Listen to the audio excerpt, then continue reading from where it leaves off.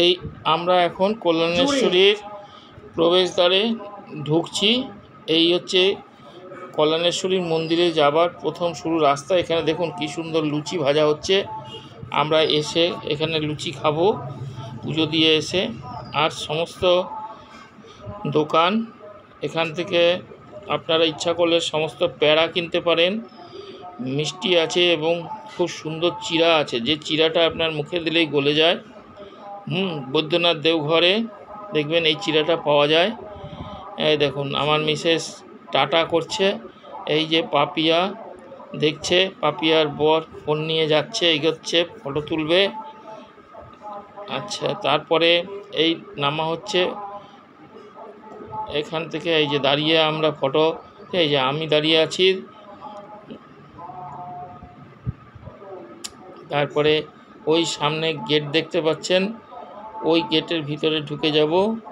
ঢুকে গেলে মন্দির চত্বরে ঢুকে যাব, কিন্তু তারা ওখানে গিয়ে আমরা পুজোর সামগ্রী নেব, নিয়ে তারপরে আমরা পুজো দিতে যাব।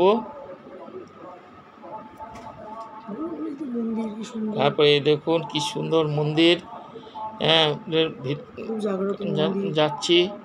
এখানে আস্তে আস্তে এই দেখুন এখানে বলি দেওয়া হয়, ছাগ বলি দেওয়া হয়।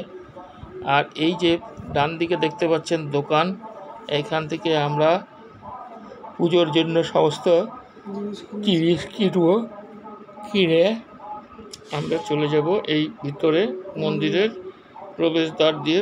মন্দিরের গর্ভগৃহে আমরা প্রবেশ করব। এই যে আমাদের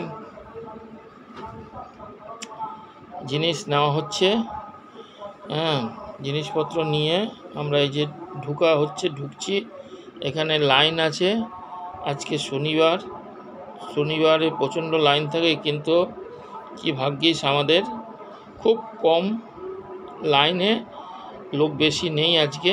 আমরা ঢুকছি আর রাজ ফোন করে ফটো তুলেই যাচ্ছে। এখানে ঢিল বাঁধা হয় দেখুন, মনস্কামনা পূর্ণের জন্য। তবে আপনারা আগের দরদাম করে নেবেন, না হলে আপনাদের কাছে থেকে 600, 700, 800 যাকে যেরকম পারবে মাথা মুড়াবে।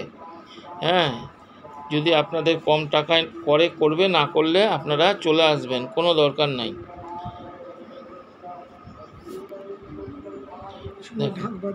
এই দেখুন এখানে এই যে প্রবেশ পথে ধূপ দেখাচ্ছে।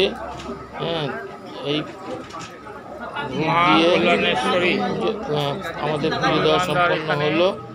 এইবারে এই যে ঢিল বাঁধার জায়গা, ঘন্টা সমস্ত হয়েছে।